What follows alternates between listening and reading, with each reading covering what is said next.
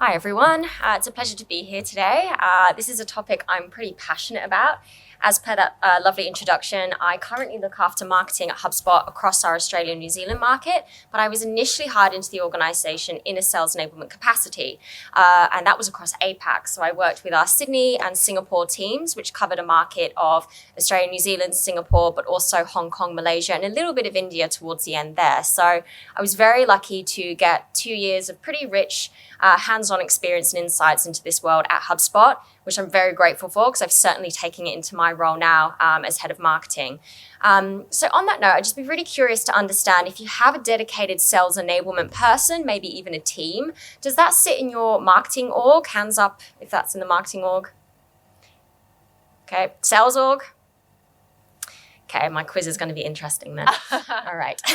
Well, to keep things off and keep things quite lighthearted for what can be a little bit of a gnarly topic, I do have a quiz for you. So I've got 3 questions. We'll keep it very informal. Literally, the person that can shout out the answer loudest and I hear first wins. And I've got some lovely keep cups for our winners today. So the first question and the prize goes to the person that can tell me what this diagram is or what it represents. So close. Kind of. I feel like I should give that to you anyway. Does anyone else want to have a guess? They're really good answers, but no. I think I'll give that to you at the back because you were very close. Our lovely lady at the back said that it was inbound marketing, which is something HubSpot is really known for. And it's kind of a branch of that. So what this diagram actually is or represents is something called a flywheel. So a flywheel is a real device. It's a mechanical device that stores rotational energy. It's used in like trains and automotive and that kind of thing.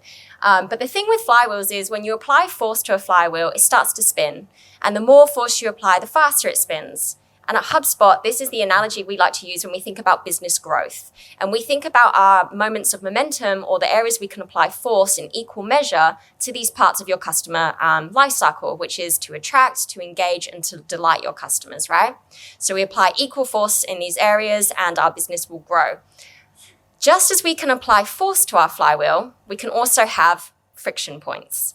And the big one, and the one we're here to talk about today, is sales enablement, that marketing and sales alignment and what goes wrong here. This is a big point of friction because essentially those stages you saw earlier, attract, engage, and delight, mirror to these core departments and these core functions in our organization that all need to be in equal measure, aligned and centered around our customer experience. When our growth really starts to slow down, it typically tends to be alignment issues between these teams, the handoff, how marketing handoff leads to the sales team, how sales team give a delightful experience to turn them into customers, and therefore how our customer success team work with those customers. So it's a real sort of key area and problem, and I'm guessing that's why we're all here today to learn more about how to solve for this. But why do we face, in particular, when it comes to marketing and sales teams, so much friction and tension between these teams? So I normally do this with more of a marketing group on the sales enablement side, but we'll go with it anyway. The second question is I'm looking for a true or false statement to this next statement. So true or false, shout it out fast and quick if you agree or disagree. The sales reps are kind of assholes. True. I heard the first disagree down here because even though I'm a marketer and I can definitely feel that this might be true sometimes, I'm here to tell you it's false. I'll see you at the end for your keep cup. As a marketer, it can certainly feel that sales reps are difficult to work with, right? They never listen to marketing. They rarely follow the rules. And they're pretty sort of self-isolated and motivated in sort of what's a priority to them. And in my world, they often try and spend more time gaming the system than just going along with it and probably seeing the same results. But I'm here to tell you this is not always the case. In my experience at HubSpot, the sales team that I get to work with every day are fantastic team players. They can really, really be great allies for sales, for marketers. So this one is true. Our third keep cup can go to the person that can tell me, if we were to flip this on its head, and this is where I think your guys' strength might come in, what do salespeople think of marketers, or what do we do all day in marketing? Nothing. Oh, that hurts. I wasn't expecting that. Drink coffee. We do that, but that's not the answer. We generate leads for sure. That is the correct answer. But is there anything else? Sorry? There's usually see the crap leads. Yeah, these are all really good answers. Support sales. Support sales. What was your... I'm going to take that one because it's kind of going where I'm going with. Where I hear about normally a lot is that all marketing really do is make things look pretty, right? We throw on flashy events. We post out pretty pictures and words onto the internet and give each other high fives every time our Facebook post gets 5 or more likes. We do this a little bit, okay? We only do that a little bit. Most of what we do, in fact, is more like a data scientist kind of role. Marketers have become very data obsessed, and we've had to. That's the new currency, right? Data. And so we obsess over how we acquire it, how we keep it clean, and then we make some pretty big decisions based off of that. The business makes big decisions off of data that a lot of the time marketing are acquiring. If we really think about marketing's function today, we are reverse engineering the whole machine. We are working out what does business growth look like? How does that translate into sales goals? And then how does marketing support that? So this one is true. But what is my point in all of this, quizzes and Avenger references aside? My point is that misalignment, that we're seeing slowing down our flywheel, slowing down our business growth is really down to miscommunication, as I've just tried to demonstrate, right? We have completely different viewpoints of each team. We think that they're on a completely different spectrum to us, that they're looking at the difference they're looking at the business in a different way and that they have different goals. And what this starts to sound like around the office, which many of you started to allude to just now, is sales saying things like, well, marketing don't send me enough leads, and the ones they even do send us just aren't of a high quality. And as a marketing person, I'll be sitting there going, well, hang on a minute, we send sales plenty of leads. The problem is them. They're not following up with them. They're not picking up the phone. They're not working them deeply enough. You're all smiling and nodding, which is fantastic. I'm glad that this resonates, but it is a serious problem. And it's a problem because, well, one of all, you probably feel it on a day-to-day basis, but the data actually tells us this is a real problem. So we found that companies with strong marketing and sales alignment see on average a 20% annual growth rate. 20% out of people that report strong sales and marketing alignment. If we think about that number, it's pretty impressive because in this scenario, we're not talking about who has the biggest budget here. It's not a case of spinning up a new advertising campaign or something like that. We're literally talking about collaboration and communication between two teams that are probably sat in the same office. So if you're not solving for this issue, you could actually be hurting the business by about a 4% decline in annual revenue. So when we think about maybe our competitors who are solving for this issue and they're seeing that 20% growth rate, this starts to feel like quite a problematic issue that we want to address, or at least I hope you do. And the $1 million question, of course, is always, so how do we collaborate? How do we solve for this misalignment? How do we get that 20% growth rate for ourselves? And the answer isn't rocket science. It's simply that we obsess over this alignment, right? And we obsess over this at HubSpot. We've actually coined it smarketing, which sounds a little bit silly, sounds a little bit fluffy, as someone said earlier.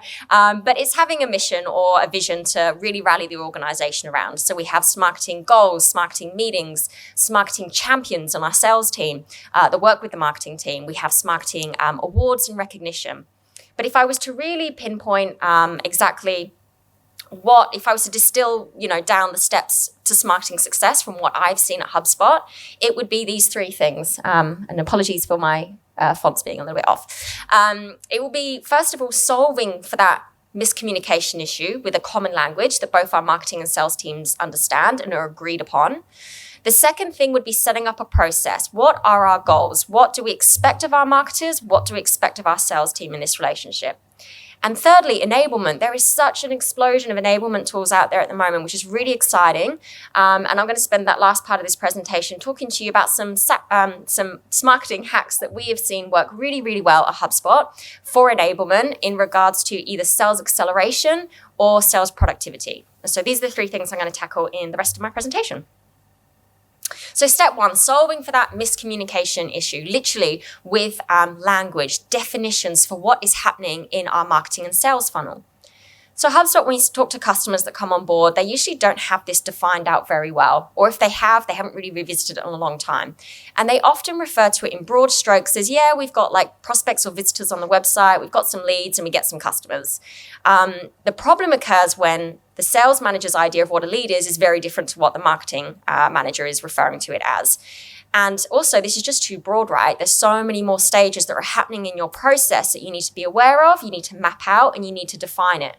So as some examples, when we think about defining this, this is like a recommended model we give a lot of our clients, is a prospect or a visitor is somebody that is on your website. We can see their digital footprint. They're engaging with your content. They're watching videos, but we don't yet know who they are. We can't associate them back to somebody in your database.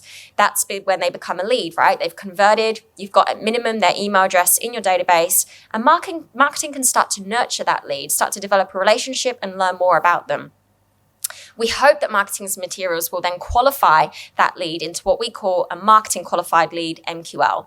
So this is when we are convinced on the marketing side that this person has high intent and they match our buyer persona. So high intent could be the kind of engagement they've had with our assets and with our organization, and demographics just sort of match your ideal buyer persona. That could be the company size they're from or industry, things like that. We pass them off to the sales team, and the sales team will then look at that lead in the CRM, looking at all that rich data that marketing has been collecting, what they've been engaging with, what they're most interested in based on what they've, downloaded on the site. Are they a good fit? Do they match our buyer? And this becomes a sales qualified lead, SQL. And this is where the opportunity and the deal happens, right? All of that sales negotiation, exploratory calls, which we hope result in a customer and hopefully your future brand advocates. This sounds basic, but if your sales and marketing teams don't have the same definitions for these stages and what it means, what qualifies an MQL, this is really the source of where all of that tension comes from between these two teams. So defining that is really, really important. If you haven't done so, I highly recommend it. Make it a collaborative process, document it, give it to new hires as they join the organization so everybody is clear. Once you've got definitions, the next step is to really define what do we then expect of our marketing and sales teams to bring into this relationship. And to define this, we use something at HubSpot called an SLA, or a service level agreement. It's a very boring definition. It's a contract between a service provider and the end user that defines the level of service expected from that service provider. Do not expect you to remember that, but there are two really key terms from this definition. The first is a contract. An SLA should be binding. It should be pretty much the number one goal for your marketing and sales teams that they review on a monthly basis. It's how they're measured for success. And the whole organization needs to be rallied around this SLA. And the second is service expected. Again, what is our marketing team going to promise? What are our sales teams going to promise? What this typically looks like on the marketing side is marketing committing to that volume and that quality, right? And that's something that needs to be defined with sales buy-in. And on the other side of the house with sales, they need to be committed to how quickly they're going to follow up with these leads and how deeply they're going to work them. We work with a lot of companies where this kind of happens at least in one side, but not the other. So marketing might be sending leads, but they're getting pretty frustrated that sales aren't following up, or vice versa. Sales are following up, but they have no idea, no benchmark of quality has been defined by the marketing team, which is a real problem. So this has to be a bi-directional process. Both teams have to be working on their part of the puzzle here. So how do we come up with those goals for each team? Got a few steps together. The first one, we need to understand what business growth looks like, because this is where marketing are going to take that number and work out what their volume goal is. Remember how I said marketing reverse engineering the whole machine? Well, that's where it starts. Sales are then going to work out how quickly they can follow up with these leads. And then we will look at a couple of reports that we use at HubSpot to actually document and make sure everybody's staying accountable to their goals. Okay. So step one, the organization needs to determine what business growth looks like. And this is normally represented with a revenue goal, right? So my math is very sketchy, so we'll keep it simple. If the business tells you that the new revenue goal is $100,000 and you know that your average sales price is $1,000, the organization needs 100 customers to get there, right? Very important. We're going to take that 100 new customer goal, and marketing are going to take that and they're going to compare it to the lead to customer close rate. So even if you're not doing this in a formal way right now, any leads that marketing do send to sales team, roughly what percentage on average do they close at? Let's say it's 50%. We know that marketing needs to generate 200 leads to hit that new customer goal because our close rate is about 50%, right? Mm-hmm. So that's marketing's goal here. What about sales? I don't have an exact formula of how to work out the sales side of this, but I do have this really interesting statistic that I think is very important to take on board.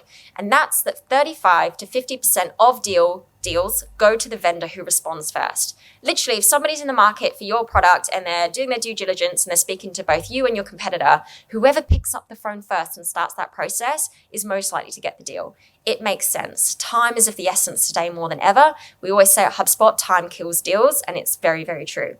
So I can't tell you today exactly how quickly your sales team should be following up. I've spoken to very fast-growing organizations that have an SLA for sales of 5 minutes of an incoming inbound lead.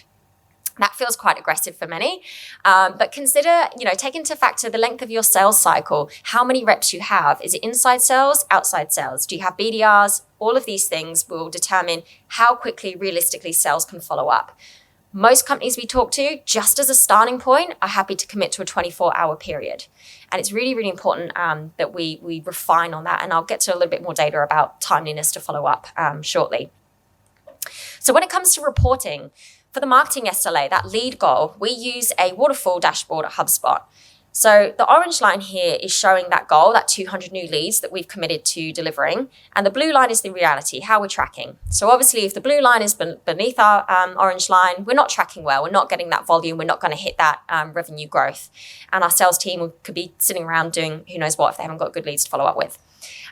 Similarly, though, if the blue line is above the orange line and marketing are just crushing it, we've got leads coming in from every form and source on the website.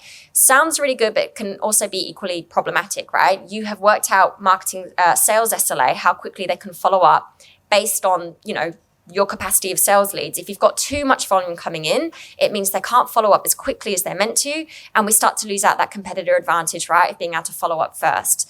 So in essence, we really want this blue line to be closely aligned to the goal line and really thinking about that equal volume of daily leads over a period of time.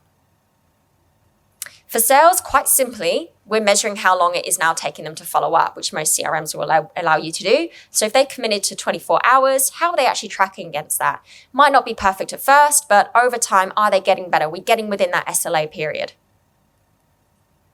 So we've talked about a common language defining our process with marketing and sales. It needs to be a joint discussion. And we've talked about how we might set up goals for both marketing and sales. I want to spend this last part of the presentation just talking to, from my experience at HubSpot, things that have really, really helped enable our sales team, as I said, either from a sales acceleration standpoint or productivity. Before I get to the first example, it's really, really important to preface this data, which kind of comes back to this need for speed, right? So last year, HubSpot ran a survey where we spoke to a couple of thousand of our customers across the globe.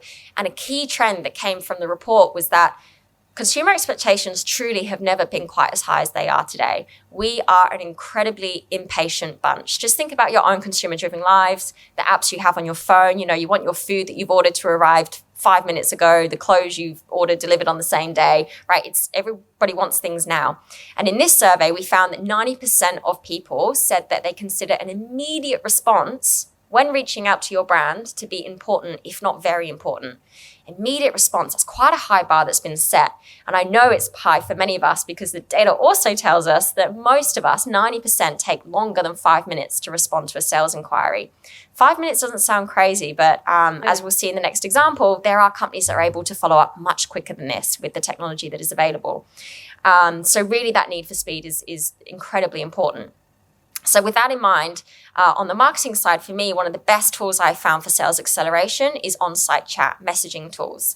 As an example, if you imagine that a prospect is on your website, they're checking out your product page, your pricing information, how helpful is it if a bot appears and says, hey, it looks like you might have some questions for us. How can we help? Bots are fantastic because they can take care of those frequently asked questions, freeing up your real teams, like real people's time, and qualifying this person in the chat to see if they are actually ready to talk to a salesperson. If it's clear that they are ready to talk to a salesperson, the bot gives way and automatically brings in one of your sales reps for that conversation. On average, we've seen that this can really connect a prospect to a sales rep in about 2 minutes. So definitely under that 5 minutes mark. So really, really important tool for connecting. And I think where we see a lot of downfall on sites these days is the best way people can generally get in touch with us is a contact us form. And we all know from experience, we fill those out, we never hear back, if at all. So really, really great tool. If we continue on the messaging channel with off-site messaging, so on-site messaging is the live chat and chatbots. Off-site is channels like Facebook Messenger, WhatsApp. We can do some really interesting things there offline as well. So at HubSpot, we used Facebook Messenger as our event app. We hold an event every year called Grow. It's on May 25th, if anybody's interested this year. We use Facebook Messenger as the app for the day. So we encourage all the attendees on the day to sign up into the app. And that's where they can get all the information about the event, right? Things like the agenda, information about speakers and sponsors, and ideally request time to book a meeting with a sales rep. What we found when we did this is we had just under half the room enroll into the app, which was about 500 people on that day. Any message that we broadcasted into the app was highly engaged. It was opened, clicked on, all the rest of it. But most importantly, what the business cares about, we got about 10% of the people in the app to book a meeting on that day with a sales rep. And leads at the event that do this, typically for us, close at about 20% rate, which is a really good source of revenue. I feel like a lot of event organizers wait to follow up with people the day afterwards. Again, coming back to that immediacy, when somebody's there and engaged at the event and they want to talk to somebody, you want to enable that. So from a marketing perspective, I find that these tools have been extremely helpful in accelerating the process of getting people connected with a sales rep. We all know about content and case studies. This has been very successful for us at HubSpot, not just case studies, but kind of any form of advocacy. We ran some experiments last year and we found that any deal where the voice of the customer was present, and that could be in the form of a customer reference call, that could be a case study, those deals closed at 29% improved rate to those that didn't, which is pretty impressive.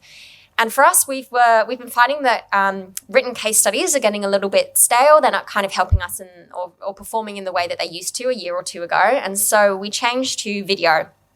And our pushback in the organization was, well, video is expensive. Like to create a highly, polished, high production video asset is quite expensive. And so what we did instead is we went with something a little bit more authentic. We asked our customers, literally sat at their desk to spin up a video, tell us why they liked HubSpot. Some of them even demoed HubSpot features, their favorite tools. That's really, really powerful if you're on a testimonial page and you can see customers demoing and showing off their favorite features and how they're using your product. Much more effective than even a sales rep demoing it, if you ask me. So this is a bit of a fresh take on customer testimonials and case studies, and it's worked really, really well for us. Again, from a marketer's perspective, and what I have a challenge with every day is ensuring that there is a consistency in how we're positioning our products to our audience, from the top of the funnel, how we're talking about it on the website, all the way down to how the sales team are talking about it and positioning it. And so there's some really great tools out there today that will enable you to create email templates for your sales team. So marketing can literally write them, help the sales team create a compelling narrative and story in their emails. And it can connect to the CRM, of course, so we're able to pull in a ton of personalization information in that. Another reason why I love this is because it saves the sales team so much time. If you think about the sales process, it's a pretty highly standardized process, right? We kind of end up sending the same emails pretty much again and again and again. It makes no sense to do that when we can have saved templates that pull in all that personalization for us. So something that has saved our sales team considerable time. And for me as a marketer, I can sleep easy knowing that they're talking about the product in the way that we want them to be talking about it. My last example is really kind of going into the sales productivity zone now. And I think what we hear a lot at HubSpot is that our sales team just hated updating and login information in the CRM. Absolutely hate it. And it was a real battle for us. And that information as a marketer is so, so valuable. And it's not surprising. 72% of salespeople, as it is, spend up to an hour a day on data entry. I actually think this is probably generous. I think it's probably more. And so we wanted to make that experience better for our sales rep at HubSpot. And what we decided to do was to experiment with Slack. There are some fantastic products out there that allow you to integrate Slack with your CRM. Why is this good? If your sales reps are already using Slack in the organization, they're having that conversation with their sales manager about, how that deal went, how that call's progressing. They're talking to their sales manager about that in Slack. It makes sense for them just to be able to do a command and log the next step or the activity in the CRM without leaving Slack. We have found that data hygiene and quality has improved. I've got another use case as well, which I'll get to in a minute. But essentially, these tools are getting a lot smarter, and you can essentially manage your CRM from within Slack, which is having significantly improved rates for us.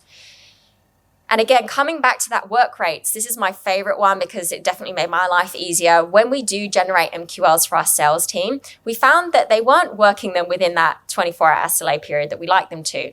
And when we dug into it, the reason we figured was because we notify sales about these MQLs via email. We looked in a typical sales rep's inbox and we found that we're a big organization now. We've got offices all over the world. We found that everybody always wants to send sales a notification about something. Your lead is doing this on the website. Your lead is doing this. This just happened. And so the MQLs, the things that actually require an immediate response, we're getting lost in all of that. And so again, we turned to Slack as a way to notify a rep of a new MQL. And I forget, because this is about a year and a half ago now, I forget the exact data point on this, but the number of reps that weren't working their MQLs within 24 hours was about 48%, and we got that down to about 15%. So huge improvement, purely because they were using the channel that they were already working in and preferred to work in. And that just really sped up that process. That's pretty much it from me. If I could give you a couple of things to take away today, it's really thinking about solving for that misalignment through language. Define as a marketing and sales teams together what your stages look like and really put some definitions behind them. Set up an SLA so that everybody has visibility into how the team are performing, both on the marketing and sales side, and reports to keep everybody accountable. And then thirdly, what can you do in your organization at present to really accelerate the sales process or enable your sales teams to sell with enhanced productivity? That's it from me. Thank you. And if you want to keep cup, I think I remember who this person over here. Was it yourself? And there's a gentleman over here. Yes, perfect. I'll find you. Thank you, Kat. Do we have time for questions? We have time for questions. Okay, yes, cool. And I've got one here on Slido.